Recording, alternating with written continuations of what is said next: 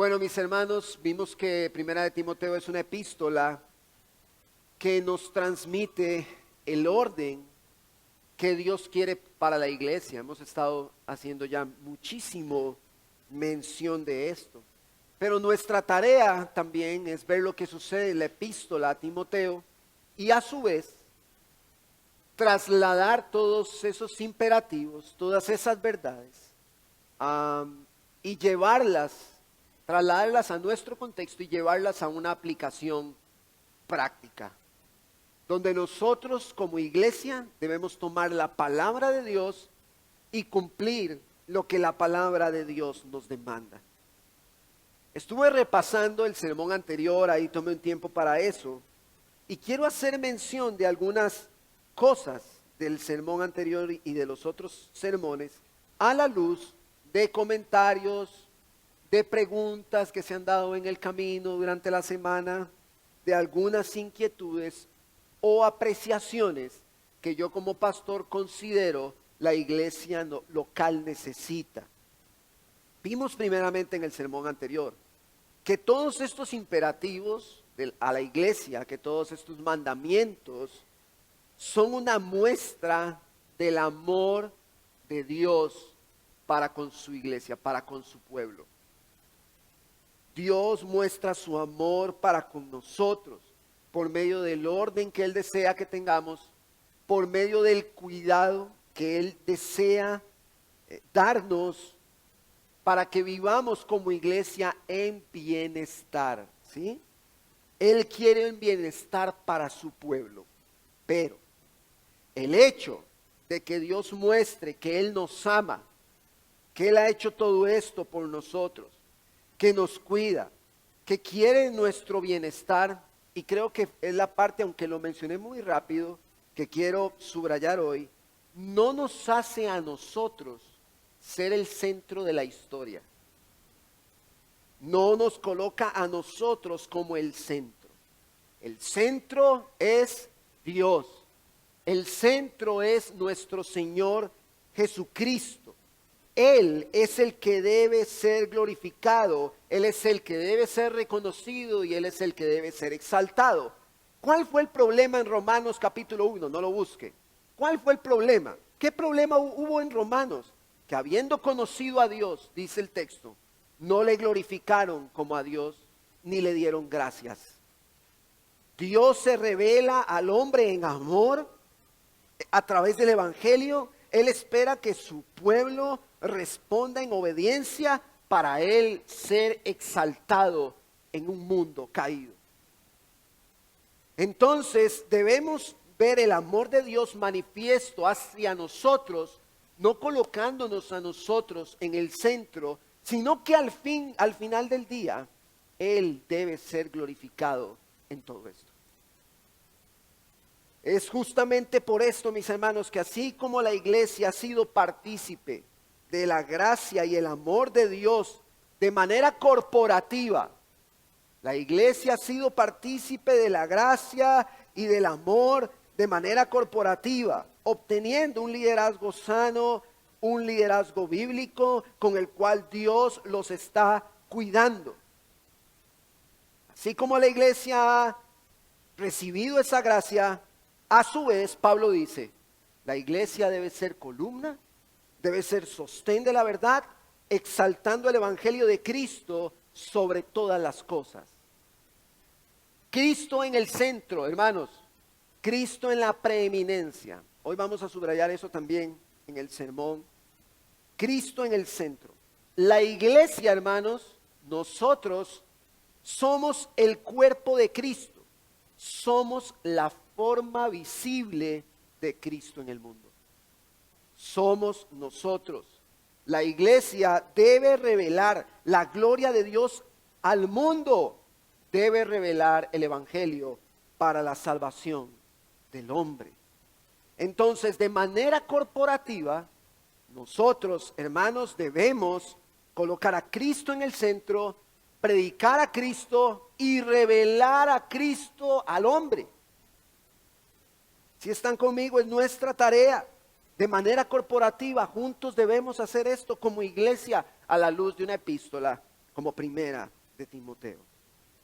Ahora, porque esto es muy de la iglesia local, los hermanos pues que nos ven en YouTube, damos gracias a Dios por ellos y porque están escuchando los sermones, pero lo que voy a mencionar ahorita es muy para la iglesia local. ¿Por qué? Porque Pablo va a desarrollar en el próximo capítulo 6 elementos importantes a la luz de lo que se viene hablando de los ancianos, que necesitamos nosotros de manera práctica, de manera clara, entender en nuestro contexto local. Debido a la necesidad de convicciones al dar a Dios de manera corporativa, quiero que repasemos algo.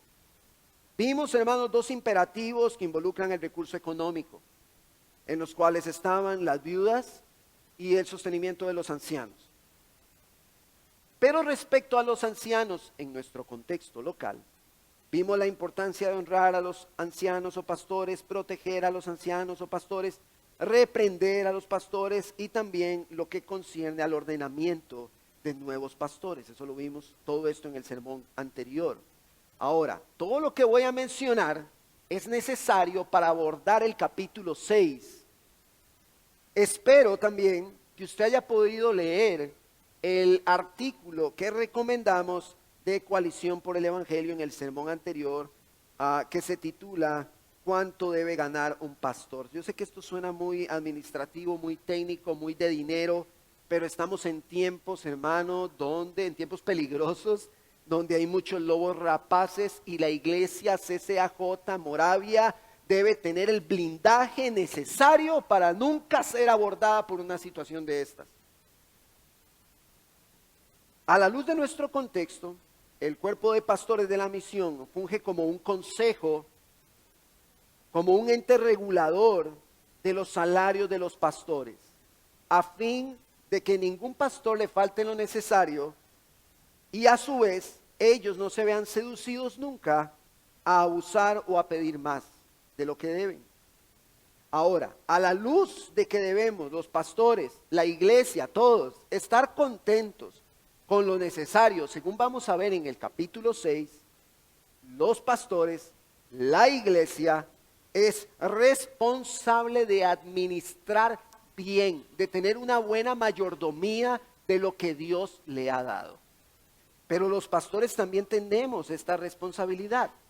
No debe ser natural, ni sano, ni bueno que el pastor o pastores en diferentes contextos de las iglesias de las cuales hablo en nuestra posición, estén pidiendo y pidiendo y pidiendo para aparentes nuevas necesidades.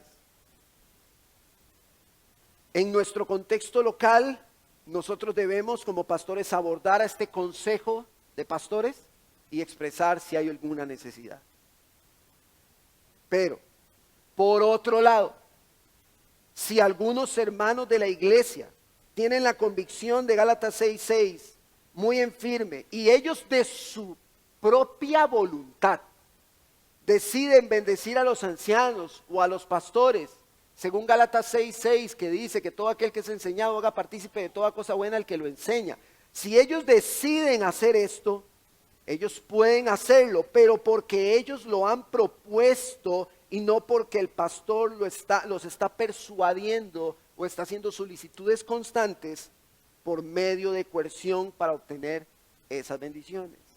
Pastor, ¿y qué es coerción? La coerción es una presión ejercida sobre alguien para forzar su voluntad o su conducta.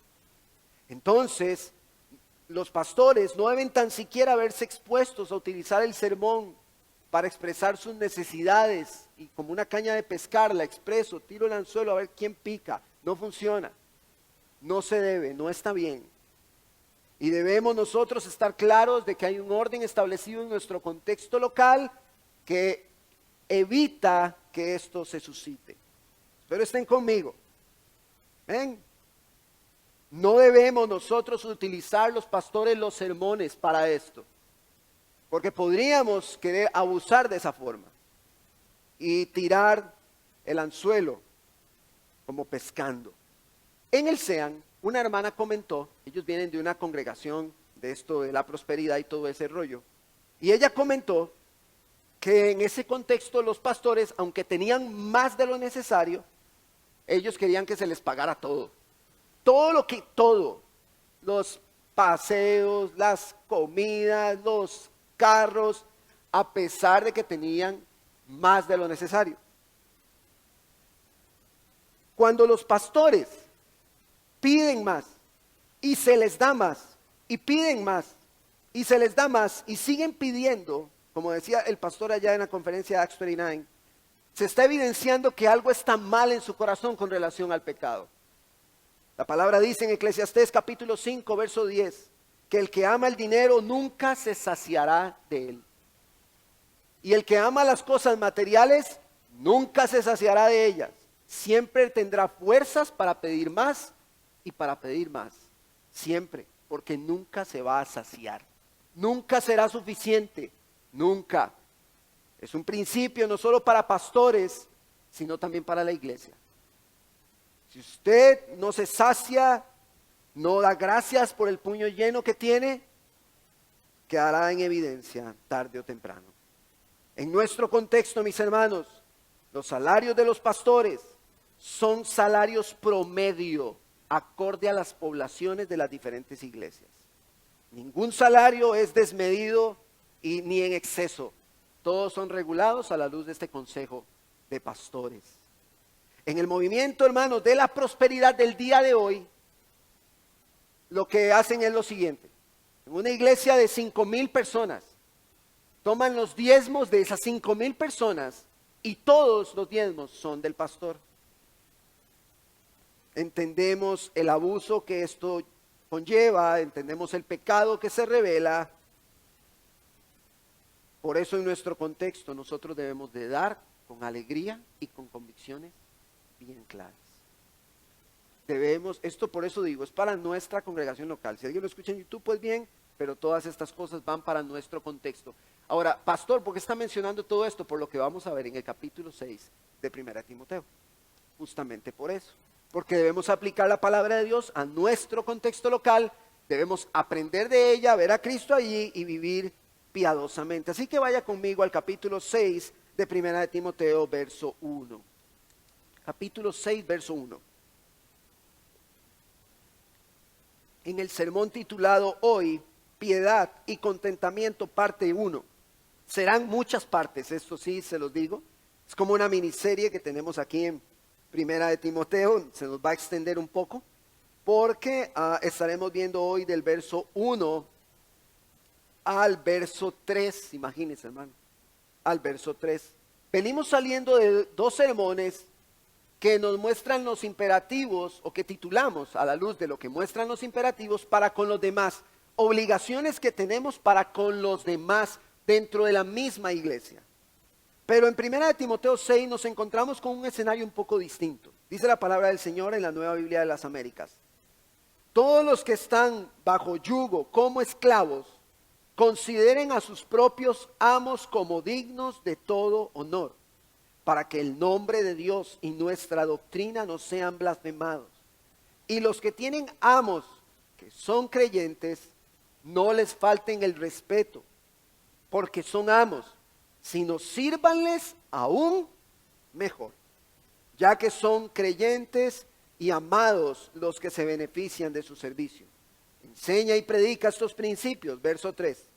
Si alguien enseña una doctrina diferente y no se conforma a las sanas palabras, las de nuestro Señor Jesucristo, y a la doctrina que es conforme a la piedad, está envanecido y nada entiende, sino que tiene un interés corrompido en discusiones y contiendas de palabras, de las cuales nacen envidias, pleitos, blasfemias, malas sospechas y constantes rencillas entre hombres de mente depravada, que están privados de la verdad, que suponen que la piedad es un medio de ganancia.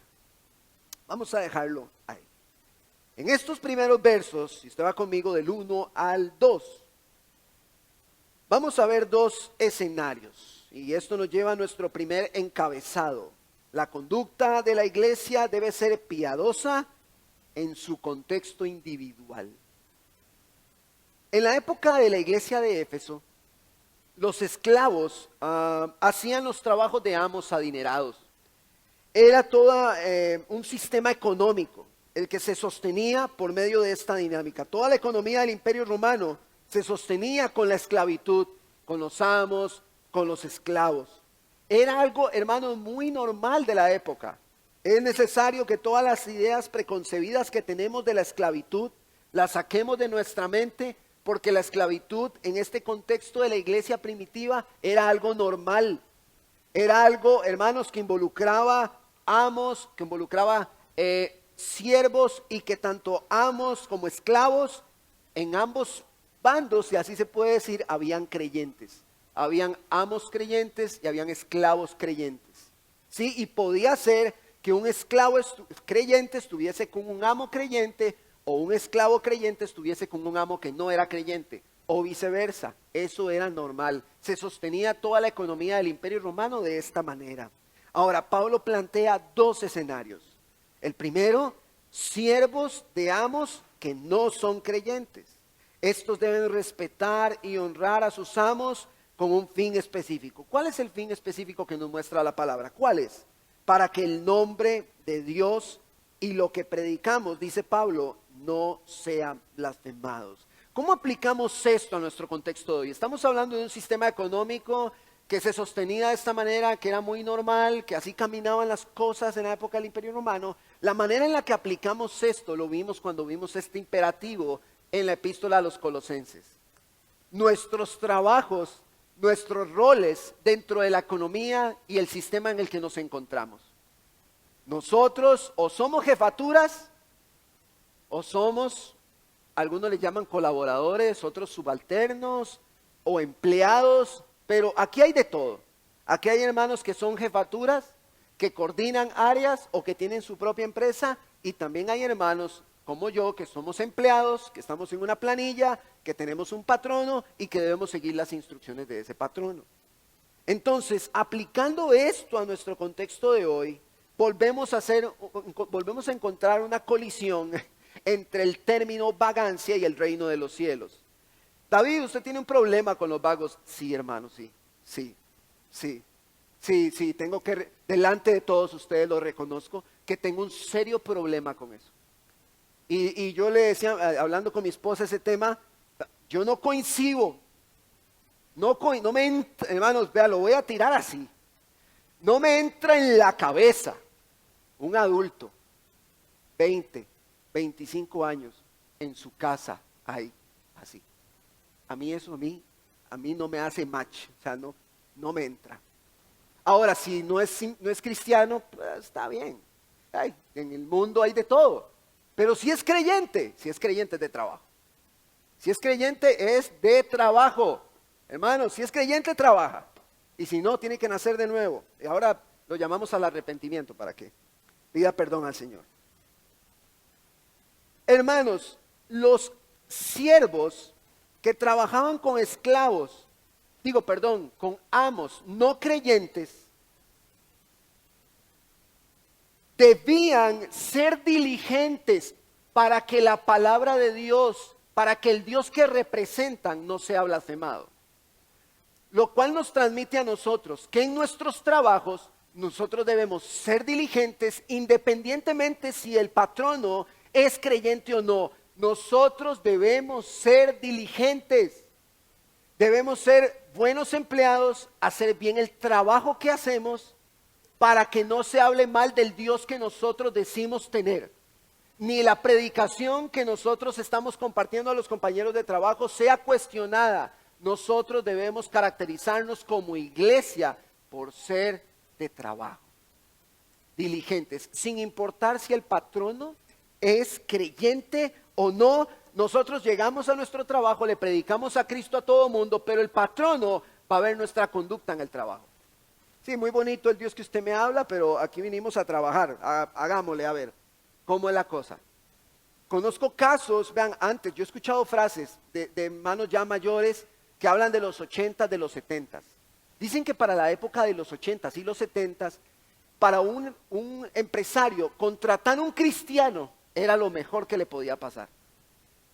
Pero hoy, si es cristiano, le hacen la cruz. Porque muchos, diciendo, Dios, ¿verdad? Dios es esto, Dios, yo soy cristiano. Entonces ellos esperan ser aceptados por eso, pero el patrón en sus tareas, en su empresa, él no ocupa solamente que se diga, sí, es cristiano, ok, tiene principios, valores, es íntegro, ok, está bien, pero ocupamos que trabaje. Si no trabaja, no funciona. Si no le mete ganas, no va a funcionar. Entonces, hermanos, nosotros debemos dar ejemplo como creyentes en nuestros trabajos.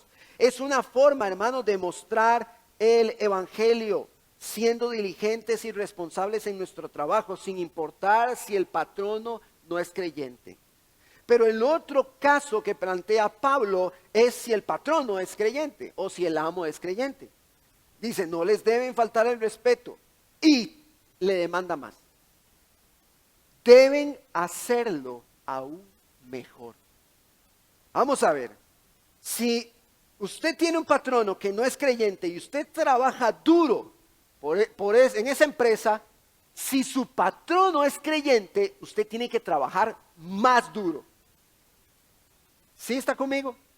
Debe hacerlo servirle aún mejor, serle útil aún mejor. Debe estar dispuesto siempre, debe estar con ánimo, debe ser diligente, debe ser pronto para meterle ganas, porque dice que son hermanos. Entonces es un privilegio y es una gran bendición. Pero vuelvo al punto, no hay match entre la vagancia y el reino. No hay. Pablo llama a los siervos servirles a sus amos. Sírvanles, trabajen. Hermanos, trabajen, métale ganas, esfuércese, y si su patrón no es creyente, aún más todavía, métale ganas, trabaje. Mis hermanos, es bueno porque estamos, hermanos, en una sociedad, vean hermanos, estamos en una sociedad donde los hombres le están huyendo a ser hombres. Los hombres no quieren ser hombres, quieren quedarse muchachitos. Los hombres quieren quedarse muchachitos, hermano. Ellos quieren seguir jugando videojuegos, viendo series en Netflix, en la casa tranquilos, sin compromiso y sin presión. Y las mujeres de hoy en día están buscando a ver dónde encuentran hombres que quieran tener una hombría bíblica para poder comprometerse en el vínculo del matrimonio, pero las mujeres no encuentran parejas hoy porque los hombres de hoy no quieren ser hombres, quieren quedarse siendo niños. 35, 40 años, jugando videojuegos, viendo series en Netflix, pero quieren tener plata. Hermano, así no funciona. Los hombres de hoy, hermanos, deben priorizar como hombres y no priorizar como niños. Pero tenemos un problema en esto. No voy a desviarme porque hablé mucho de esto en Colosenses, cuando hablamos del rol del hombre. No es este el caso de Timoteo, pero sí quiero animarle a usted, hermano, a que tenga una visión más clara respecto al compromiso que la Biblia demanda de nosotros como hombres y la sociedad de hoy. Hermanos, la sociedad de hoy está torcida y corrompida, y mucho de ese daño lo han generado los mismos padres. Que sus hijos con 25, 30 años y los tratan como si fueran de 10 y 9 años. No, hermanos, no. Nosotros debemos aportar en esto y enviar a nuestros hijos, hermanos, a trabajar. Mi hijo mayor, él va a cumplir 18 años y lo primero que va a hacer es ir a trabajar. Pastor, ¿pero a dónde? Yo no sé a dónde, él tendrá que buscar dónde, pero tiene que trabajar. No, papá, es que yo me voy a... ¿Qué? ¿Se va a quedar aquí? No. Sale a trabajar. Sí, hermano, sí tengo mucho problema con eso. Mucho problema. De verdad, estoy lidiando aquí adentro. Debemos ser de trabajo. Y Pablo está diciendo, quiere predicar a Cristo, predíquelo. Quiere hablar del Dios que lo salvó, hágalo. Pero cuando vaya a trabajar, vele, porque no se hable mal de ese Dios que usted predica por su negligencia en el trabajo. O sea, si nosotros, el liderazgo, yo voy a su trabajo y pregunto por usted, los comentarios deben de ser, Alejandro, no, Alejandro es un colaborador acá, él tiene funciones específicas, él es muy colaborador, muy servicial. Los otros tal vez no me ayudan tanto, pero Alejandro sí me ayuda. Yo llego y le pido un favor a otros y no me ayudan, pero llego donde Alejandro y él sí me ayuda. Así debe ser como hablan las jefaturas de nosotros. Debemos dar ejemplo para que no se hable mal del Dios que predicamos, hermanos. Y este es un imperativo que nos toca a todos de manera corporativa, pero que se lleva a cabo de manera individual. Como iglesia salimos al mundo y representamos a Cristo en el mundo. Representamos a Cristo. Pero lo triste de esta historia es que en muchos casos los impíos trabajan más y muchos son más responsables. Tienen más iniciativas, son más diligentes y el cristiano en muchos casos ha descuidado sus labores y las jefaturas no quieren nada con ellos. Muchos creyentes reniegan por su trabajo y se quejan y no dan gracias a Dios por el trabajo que Dios les ha dado. Se les ha olvidado que el trabajo es un lugar donde representan el evangelio, que los ha rescatado. Usted no puede ir para su trabajo quejándose por su trabajo. Usted y yo debemos ir para nuestros trabajos diciendo, Señor, ayúdame a representar el evangelio en mi trabajo. Pastor, ¿significa esto que a veces yo no voy a sentirme así sin ganas? No, claro, sí lo va a sentir. A veces usted se va a levantar y no va a querer ir a su trabajo. Pero juntos debemos recordar el evangelio y decir, yo voy a ir a mi trabajo a honrar a Cristo en mis labores. Voy a ir a hacer mi trabajo, lo que me toca hacer. Ahora, el impío puede que lo haga mejor, pero él lo hace para su propia gloria. Los cristianos lo hacemos para la gloria de Dios. Entonces, si nosotros lo hacemos para la gloria de Dios, con mucho más razón tenemos que hacerlo bien. Porque no es para nuestra gloria, es para la gloria de Dios. Para que Él sea reconocido en medio de mi trabajo. ¿Sí está conmigo? Tenemos que hacerlo bien, mis hermanos. Tenemos que representar a Cristo. Entonces Pablo dice, enseña y predica estos principios. Pablo manda a Timoteo a predicar estas cosas.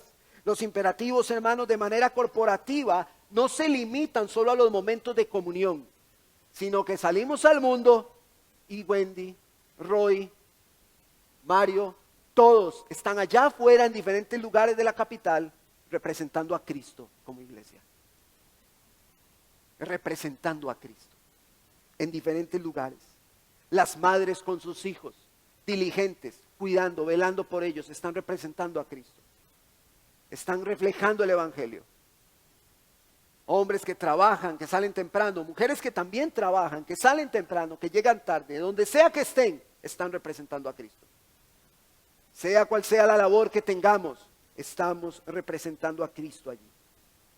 Debemos juntos como iglesia ser la forma visible de Cristo y ser ejemplo en esto. Entonces Pablo nos está llamando a ser responsables en esas labores que tenemos, ¿no? ¿Sí? Está llamándonos a esto. Pero después de esto, Pablo brinca. Porque después de esto, Pablo nos lleva a ver a los falsos maestros y sus características. Entonces, viene hablando anteriormente Pablo de los ancianos, de cómo se deben tener a los ancianos. Venía antes de un imperativo de exhortándonos unos a otros y la necesidad de que fuera parte de la vida de la iglesia. Entonces brinca Pablo, exhórtense unos a otros, viene el tema de las viudas, viene el tema de los ancianos, viene todo lo que estuvimos viendo la semana anterior, viene hablando otra vez a toda la iglesia para que sean de trabajo, para que representen a Cristo, pero dice Pablo ahora, si alguien enseña una doctrina diferente, entonces Pablo brinca y dice, ok, les he enseñado todo esto, todo lo que ya vieron, pero si alguien les enseña algo diferente, es lo que continúa diciendo el apóstol Pablo, vaya conmigo, y no se conforma a las sanas palabras, las de nuestro Señor Jesucristo, y a la doctrina que es conforme a la piedad, está envanecido y nada entiende, sino que tiene un interés corrompido. El segundo encabezado. A la luz, hermanos, de lo que Pablo nos va a mostrar en el texto, lo que el Señor nos muestra por medio de la escritura del apóstol Pablo, viene nuestro segundo encabezado. El falso maestro no se conforma con el evangelio. Brincamos de un imperativo para toda la iglesia a ver las características de un falso maestro. Entonces tenemos a la iglesia viviendo en piedad, y ahora vamos a hablar de la piedad y el contentamiento en medio de los falsos maestros. La iglesia debe vivir en piedad, pero los maestros, pastores y ancianos no solo deben vivir en piedad, deben predicarla en todo el sentido de la palabra. Ahora, ¿por qué el falso maestro no se conforma con el evangelio? Porque el evangelio no le genera. El falso maestro no le genera dinero, recurso el evangelio. ¿Por qué no le genera? Porque para poder ver la riqueza del evangelio debemos primero ver nuestra miseria, que somos unos miserables, nuestra decadencia, y aquellos que andan en la carne, que son multitudes, no quieren oír esto. No quieren oír esto. Ellos quieren oír que son unos campeones exitosos, listos para arrebatar los sueños que tienen. Eso es lo que ellos quieren oír. Y los falsos maestros saben esto. Entonces ellos no predican el evangelio. Ellos no le enseñan a Joan que su corazón es engañoso, que tiene muchísimo pecado y que necesita a Cristo. Porque las multitudes, las 3,000, las 4,000, las 5,000 personas no quieren oír que son unos miserables. Ellos quieren oír que son unos campeones, deseosos de alcanzar sueños y todo lo que se han propuesto y arrebatárselo, y hasta van y visitan al diablo y se lo quitan al diablo. Según ellos. Ellos no quieren oír el evangelio. Ellos no quieren oír esto. Entonces, la primera característica de un falso maestro es que no se conforma al evangelio. Él necesita más. Los falsos maestros, hermanos, se adentran, ellos se meten hasta el fondo, en temas místicos, complejos, que atraen a los curiosos, para los cuales Cristo no es suficiente. Un hombre, un pastor de apellido Harrigan, hablando de que él está en la oración y él se sale del cuerpo. Y entonces él ve su cuerpo donde está hincado y él saca una espada y empiezan a llegar los demonios. Y él pelea con los demonios con una espada. Y después de toda la historia yo me quedé esperando a ver en qué momento Cristo aparecía en escena. Pero no, el héroe era él. El gladiador y el héroe era él. Todos estos asuntos místicos estimulan la curiosidad y la admiración de aquellos que lo siguen, para que les puedan seguir pagando el negocio. Muchos hombres en su corazón engañoso tienen una atracción, ponga mucha atención a esto, profunda por lo místico. ¿Qué es lo místico? En un sentido coloquial se dice que es alguien místico, aquel que tiene una afición por cuestiones espirituales de cierta profundidad. Esto pasa en los días de hoy. Pablo nos da algunas señales que debemos ver. La primera, enseñan una doctrina diferente. ¿Diferente a qué? Diferente al evangelio. Cristo no es el centro. Cristo no es el centro. Vean, hermanos, la palabra de Dios nos llama como iglesia a admirar la gloria de Dios en la figura de Cristo. La admiración de la iglesia debe estar en Cristo. ¿Está conmigo, mis hermanos? La admiración de la iglesia debe estar en Cristo. Los cielos cuentan la gloria de Dios y el firmamento anuncia la obra de sus manos, dice la palabra en los Salmos. Pero también dice la palabra de Dios que por medio de Cristo todas las cosas fueron hechas y sin Él nada de lo que ha sido hecho hubiese sido hecho. Entonces toda la creación, dice, se sostiene en Cristo y vemos la gloria de Dios en la creación. Y Hebreos 1:3 dice que Cristo es la imagen exacta de la gloria de Dios. Cristo merece toda nuestra admiración. Él es digno de toda nuestra admiración. Él es el centro y a Él debemos ver y en Él debemos refugiarnos, en Él debemos estar. Pero estos maestros quitan a Cristo y se ponen ellos. Y muchos no lo logran ver. Muchos quitan a Cristo y se ponen ellos. Hermanos, hoy abundan, usted lo ve en las redes sociales, los supuestos movimientos llenos de excesos del Espíritu Santo. Prestemos atención, hermanos. Prestemos atención a quienes están admirando. Cristo no sale en escena, Cristo no es mencionado en ninguno de esos movimientos, y las personas admiran a esos hombres que tienen un poder que ellos dicen que tienen. Y la palabra nos lleva a ver a Cristo. Pastor, sí, pero es que es el Espíritu Santo. Sí, la palabra de Dios fue inspirada por el Espíritu Santo y la palabra de Dios nos lleva a ver a Cristo. Si está pasando algo que se le atribuye al Espíritu Santo y no me lleva a Cristo, simple y sencillamente no es de Dios. Simple. Pero hermanos, tenemos serios problemas para identificar estas cosas. Nos quedamos esperando a Cristo en estos movimientos. Y usted véalo, preste atención. ¿A quiénes admiran esas multitudes? ¿Admiran a Cristo? No. Admiran a esos hombres. Los admiran a ellos. La admiración la tienen ellos, no la tiene Cristo. Ellos le quitan a Cristo su lugar y lo toman ellos. La segunda característica que nos muestra el apóstol Pablo: no se conforman a las palabras de Cristo ni a la doctrina que es conforme a la piedad. Vamos a ver, hermanos, toda enseñanza que es conforme a Cristo debe producir piedad. ¿Qué significa piedad, pastor? ¿Qué se refiere con piedad? La piedad se traduce del griego eusebia, que significa devoción, reverencia o semejanza a Dios. La predicación de Cristo lleva a la gente a imitar a Dios, como dice Efesios: sed imitadores de Dios, como hijos amados.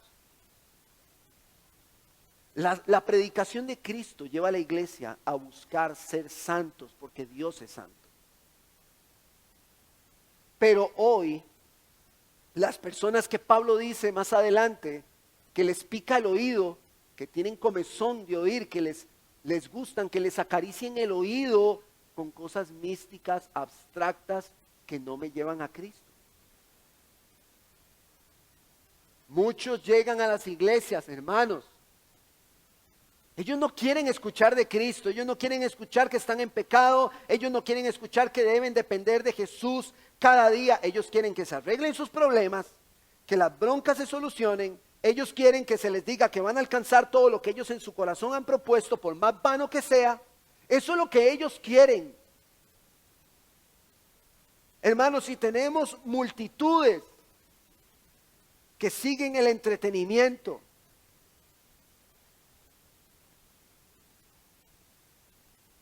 hermanos, esto es terrible. Es vergonzoso ver que un pastor aparece en un periódico en la sección de entretenimiento anunciando su evento. ¿Ah? Y entonces yo le comparto a los pastores y les digo: vean, este pastor, el argentino Dante Gebel, vean la sección de entretenimiento de CR Hoy, y pone pastor Jerry Obando. ¿De dónde más lo iban a poner? La sección que le toca. Para entretener está buenísimo, pero no me va a predicar a Cristo, ni el arrepentimiento ni el pecado. La gente no quiere oír sobre su pecado. La gente quiere sentarse, quiere reírse, quiere que le digan que todo lo que se ha propuesto lo va a lograr, que todas esas metas y todo eso que desea lo va a tener. La gente quiere escuchar eso.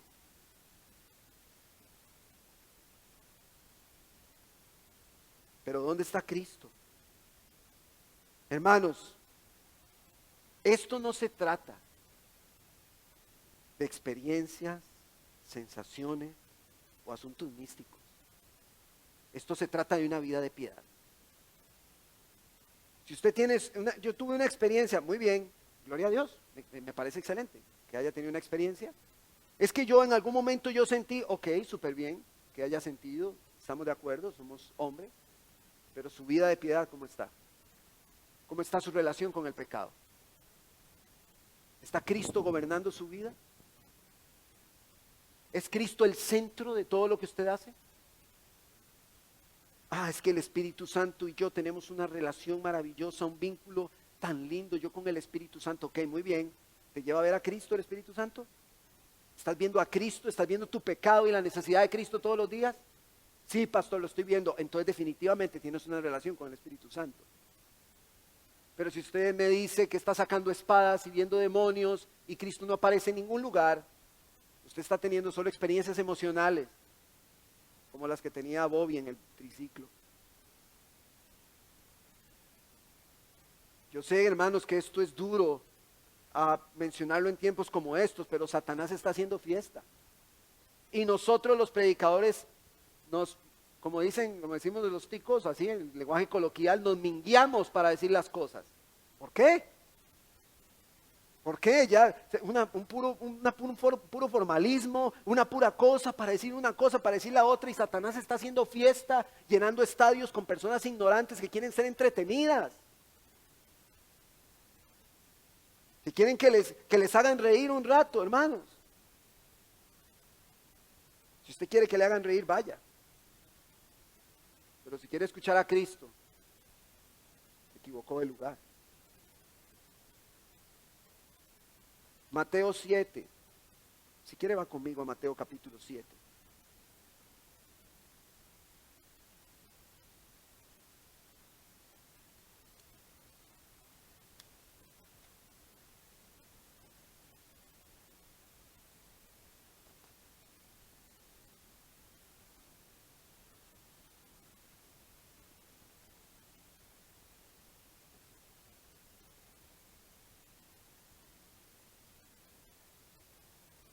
Me dice amén cuando lo tiene.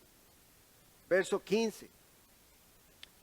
Esto que Pablo está desarrollando en Éfeso no es algo que está pasando solo allí. En Hechos capítulo 20, si no me equivoco, en la despedida a Mileto, Pablo advierte a los diferentes ancianos de las iglesias que iban a levantarse falsos maestros. Jesús advirtió esto. Esto no debe sorprendernos. Jesús advirtió esto. Verso 15. Cuídense de los falsos profetas que vienen a ustedes con vestidos de ovejas. O sea, de primera entrada, en el primer intercambio, parecen. Hermano, parecen. Y muchos los vemos venir y decimos, sí es. Pero Jesús dice, vienen a ustedes con vestidos de ovejas, pero por dentro son lobos rapaces. Por sus frutos los conocerán. ¿Acaso se recogen uvas de los espinos o higos de los cardos? Así, todo el árbol bueno da frutos buenos, pero el árbol malo da frutos malos. Un árbol bueno no puede producir frutos malos, ni un árbol malo producir frutos buenos. Todo árbol que no da buen fruto es cortado y echado al fuego, así que por los frutos los conocerán. No todo el que me dice, Señor, Señor, entrará en el reino de los cielos, sino el que hace la voluntad de mi Padre que está en los cielos. Muchos me dirán en aquel día, Señor, Señor, ¿no profetizamos en tu nombre? Y en tu nombre echamos fuera demonios. Hermanos, eso es lo que andan haciendo. Eso lo están haciendo. Y Jesús dice que en aquel día ellos le van a decir, todo eso fue lo que yo hice.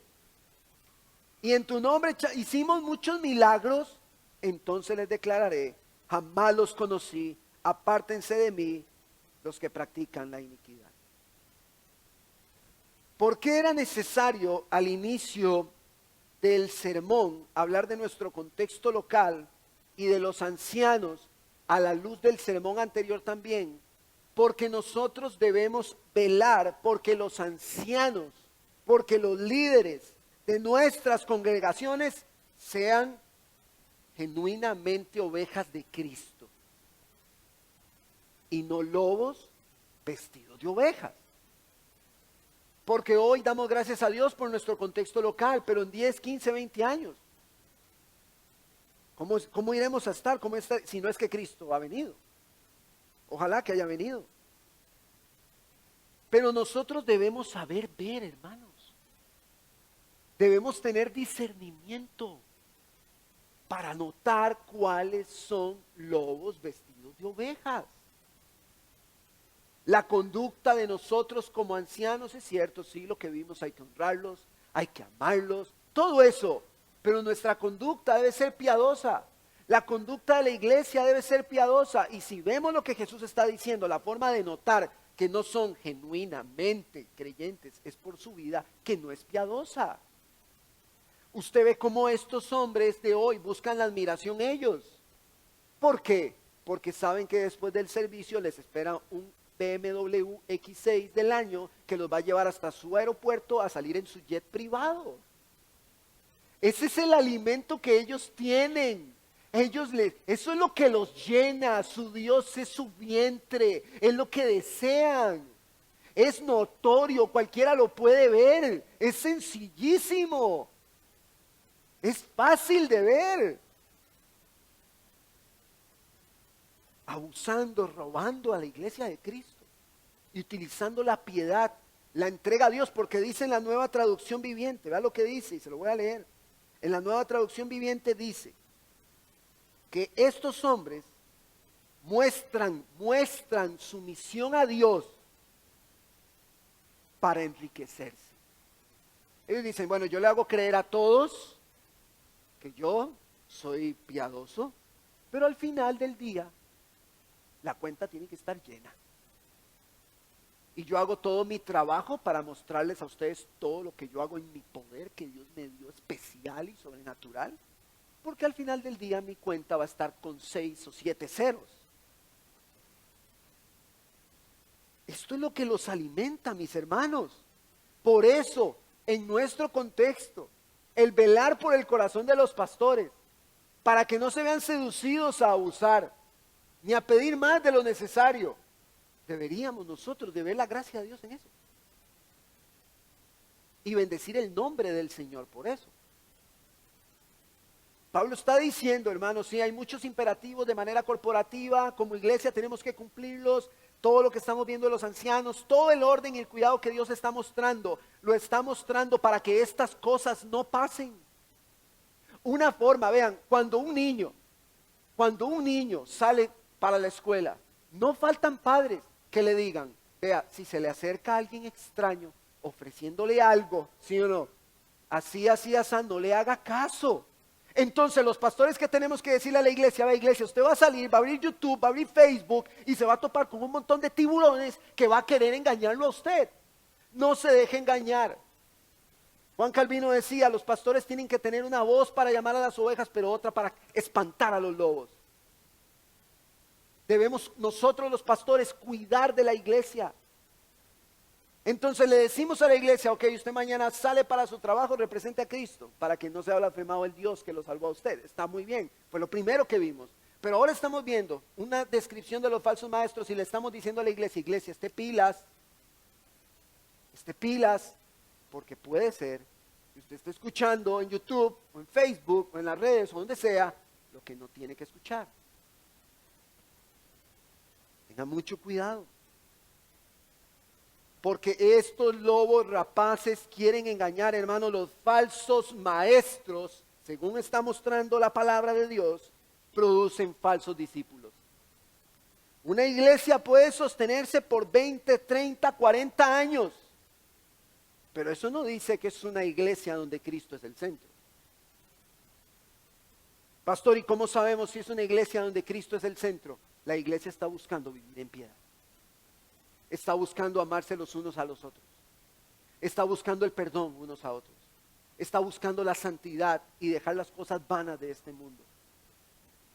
Está aborreciendo lo que Dios aborrece y está amando lo que Dios ama. Así es como una iglesia se ve, si está Cristo en el centro o no, sin importar la cantidad de años que pueda tener. No importa eso. Al final, mis hermanos, lo que importa es la vida de piedad.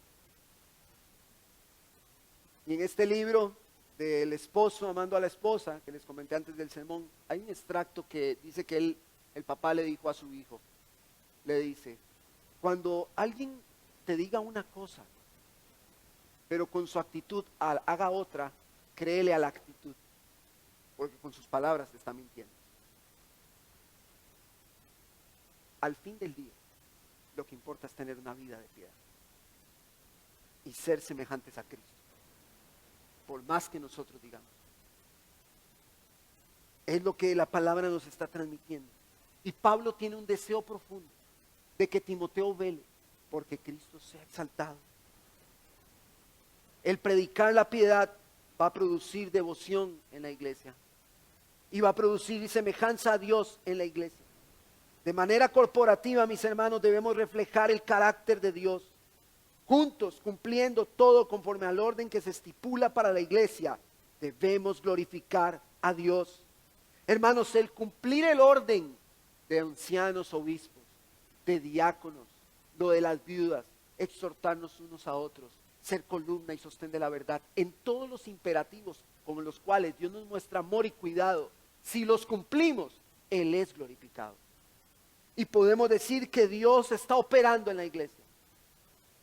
Y que no es un tema emocional, de gritos y lágrimas, de un ratito, y que luego la vida sigue como quieren. Juntos como iglesia le damos a conocer al mundo quién es Dios. Ahora, nosotros como iglesia, CCAJ Moravia, debemos conformarnos a las palabras de Cristo. Eso debe ser suficiente para nosotros. Deje de buscar debajo de la gaveta. Cristo es suficiente. Que sea su satisfacción Cristo y lo que Él ha hecho. Su gracia que se ha mostrado a nosotros. ¿Por qué vemos en las cosas de este mundo? Porque Cristo no es suficiente. ¿Dónde está nuestro corazón, hermanos? Todos los días necesitamos el Evangelio. Todos los días necesitamos ver nuestra condición de necesidad de Él. Todos los días. Nosotros como iglesia debemos de vivir en piedad, de vivir en devoción. Debemos ser columna y debemos ser sostén de la verdad. Pero esto no es solo con la predicación o con las palabras, es con nuestra vida de piedad. De verdad estamos viviendo en piedad. Genuinamente, hermanos, en la práctica. Pastor, y a la luz de 1 Timoteo, ¿cómo llevamos esto a la práctica? Cumpliendo todo el orden que plantea la epístola. Velando por las viudas, exhortándonos unos a otros, honrando a los pastores, ordenando a pastores responsablemente, siendo columna y sostén de la verdad, poniendo a Cristo en el centro. Así nosotros vivimos en piedad de manera corporativa, pero juntos tenemos que engancharnos unos a otros para hacer esto juntos, hermanos. Si no lo hacemos juntos, no podremos glorificar a Dios. El mismo Jesús dijo, sean uno para que el mundo crea. Es necesario que juntos abracemos los imperativos de la epístola a Timoteo. Juntos lo hagamos y caminemos como iglesia para la gloria de Dios. Pero si ni siquiera estamos conscientes de nuestra condición, si ni siquiera lo estamos, hermano, cuando usted toma a un niño, venga para darle la medicina, y el niño, usted venga y le agarra los cachetes y tómela, y el chiquito llorando y así bien, pero usted sabe como papá que es lo mejor para su hijo, que es la medicina, porque sabe que le hará bien a su salud. A veces, las palabras de Dios son de esta forma. Nos golpean, pero son la medicina para nosotros. Hermanos, lo único que quisiera hoy es decirle a cada uno de ustedes que es importante que Cristo sea el centro, no solo en nuestros pensamientos, en nuestro entendimiento, sino en nuestro accionar, en cómo nos comportamos. Estamos haciendo las cosas, cómo estamos caminando, ¿Cómo está mi relación con el pecado? Pablo le escribe a Timoteo, yo se lo leo.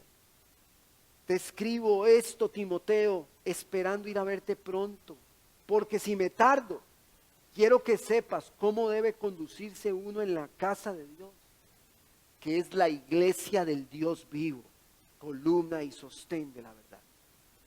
Usted y yo, nosotros, no el edificio, no, nosotros somos la casa de Dios. Y de un Dios vivo, de un Dios vivo, somos columna y sostén de la verdad. Pero Pablo habló en el versos del sermón anterior, y él dijo, hay muchos que los pecados se les notan, pero hay otros que se verán después. Pero ahí están.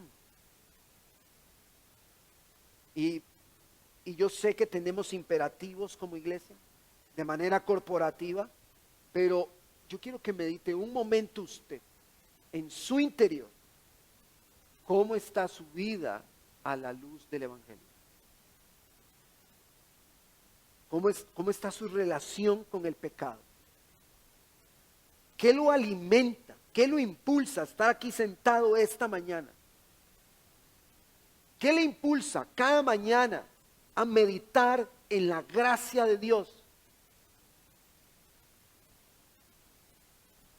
¿Qué está abrazando que no debe abrazar?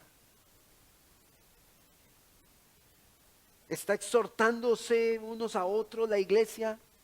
¿Está amándose unos a otros? Los esposos estamos amando a nuestras esposas. Las esposas están sujetas a sus esposos. Los padres están instruyendo a sus hijos en el Evangelio. ¿Están los historiales de Google limpios de pecado, de lujuria? ¿Cómo está el egoísmo en nuestros corazones? ¿Cómo está la egolatría? ¿Cómo está eso? ¿Cómo estamos nosotros? No es nuestra tarea, hermanos, fortalecer el autoestima de nadie, porque ya nosotros, por el pecado, nos estimamos demasiado. Debemos morir para que Cristo crezca en nosotros como iglesia.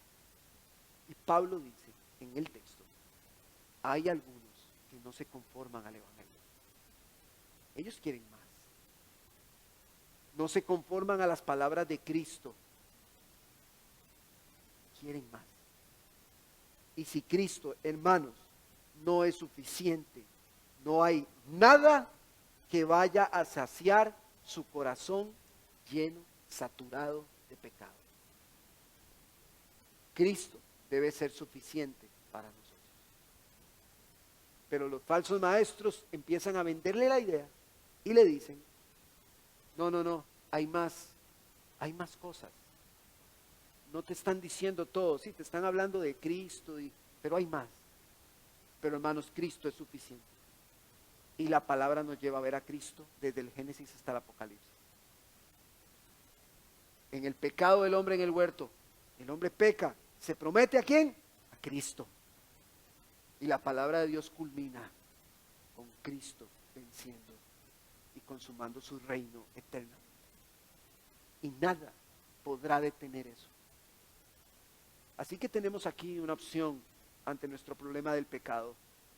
O corremos a Cristo o corremos al infierno, simple. Debemos correr a Cristo como iglesia y vivir representándole todo el tiempo.